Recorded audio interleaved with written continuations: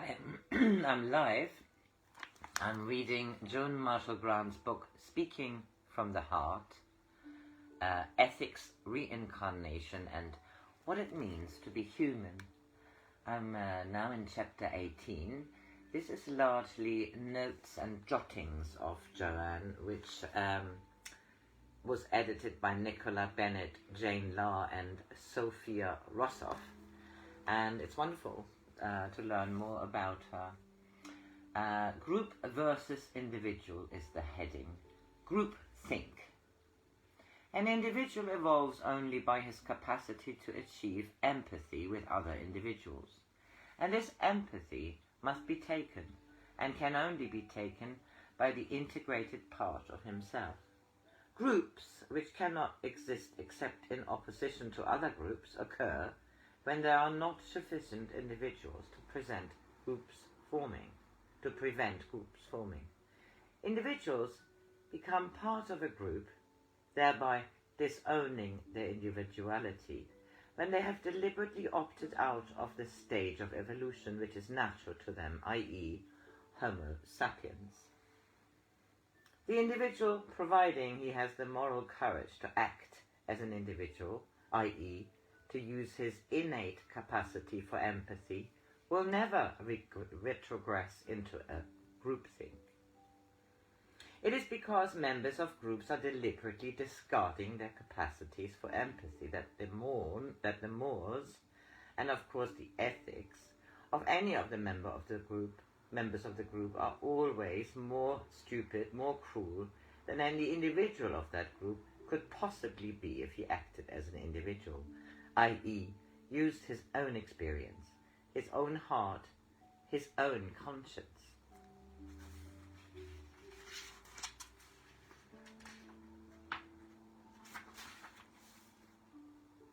The fact that someone can be beaten up in public and no one bothers to stop this happening is one of the millions of examples of the groupthink. The groupthink that has lost its capacity to feel as an individual for other individuals. Any individual who takes care to remain an individual with the implicit responsibility to other individuals, which this stage of evolution requires, is free of groupthink. And groupthink is the most dangerous of all barriers to evolution. The examples to point out this very basic truth are obvious to anyone who bothers even for an hour to think for themselves or for himself. Who would drop napalm on a Vietnamese child unless he group thought capitalist versus communist? Who would play oldsters versus the young if either, as individuals, remembered what it felt like to be either of those particular body ages? How could 6 million Jews have been murdered except that the Nazis were the most dreadful group thinkers? Would any individual German have gassed any individual Jew whom he has never even met? The people who depend on being members of a group for their sense of reality inevitably become increasingly lonely, for the simple reason that non-loneliness depends on the capacity to overlap, genuinely, to share and therefore to understand other individuals. To say, truly, I know what you feel, is to achieve an overlap with someone else. And it is by this overlap that both of the individual concerned evolve, i.e. grow. This overlap can be achieved with individuals whose total experience may be much greater or much smaller. The wider the integral, the easier it is, or should be, for him to overlap with other individuals. The reason why Know Thyself was considered very rightly so important is that only the material not hidden away in the unconscious is available for empathy, i.e. growth.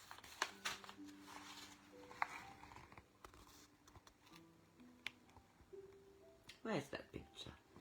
There it is. Practical applications. As the last 2 or 3 millennia have been enslaved to their own capacity for groupthink, most people you meet will take this attitude for granted. They will automatically see you not as an individual, but as a member of whatever group their own group happens to see as the enemy, brackets, color, stroke, sex, brackets, nationality, religion, etc., etc., even down to the minutiae of hairstyles and skirt lengths. Therefore, one must try to find a chink in their groupthink, through which their residual individuality can take even a small breath of fresh air. It is often very irritating that even when one does establish oneself in their eyes, it will be grudging. He has nice manners in spite of being young, stroke, English, strong, stroke, long-haired, stroke, short-haired, black, white, etc. This form of patronage is difficult to swallow. As well as I well know, in spite of being spooky, she's quite a good cook, etc. This form of, etc. However, as an individual, the groupthink weapons are fairly easy to pity. Sometimes it helps to remember that the group thinkers upstairs feel as hated and ashamed as the most corseted matron would feel in a nudist colony, or a bully baby would feel if its parents suddenly saw through its ploys against them. The group thinkers are always genuinely and rightly insecure, and so cling to their group because they cannot rely on their own judgment. Tell the young who are here, I hope that you see us, Joan and Kay, as people, not as squares or oldsters or psychiatrists or famous author or granny, but as two people who offer you what we have, which you can freely accept or discard, but it is a free gift with no strings attached. We offer you our experience, hoping that you will offer us yours. For the only thing you will ever know is me, and the more often you share the relevant part of me with other individuals, the more rapidly you will evolve. Another heading, the pattern. Have got at least a glimpse of a basic principle which is as important a breakthrough as the supra-physical body, and if I manage to translate it correctly, will contribute to the clear choice on which each individual can base his behavior, i.e. direct his energy. If I can get it direct, it will translate into both poetry and mathematics, for it is one of the structures of the pattern. Each nucleus of energy has its own innate pattern. Pattern equals the most creative use of the energy available, directed by the most perspicacious vision of the experience gained through the five senses. Kay's intelligence is the capacity to make use of information, is a vital step on this ladder. The basic problem is to discover why people fight against the pattern instead of going with the tide of evolution. One pillar of the new age-old structure is to replace audience reaction by an intense dedication to each and every individual's fidelity to the pattern. There's always the temptation to rely for one's existence on incoming energies, ma, pa, husband, wife, boss, employer, etc., etc. But however well an individual appears to fulfill his role, queen, presidents, etc., he can do his job only by teaching his pupils to burnish the core of the personal pattern, which everyone and everything has got, and which is the life innate in any appearance of form, from ant to astronaut. The basic pattern is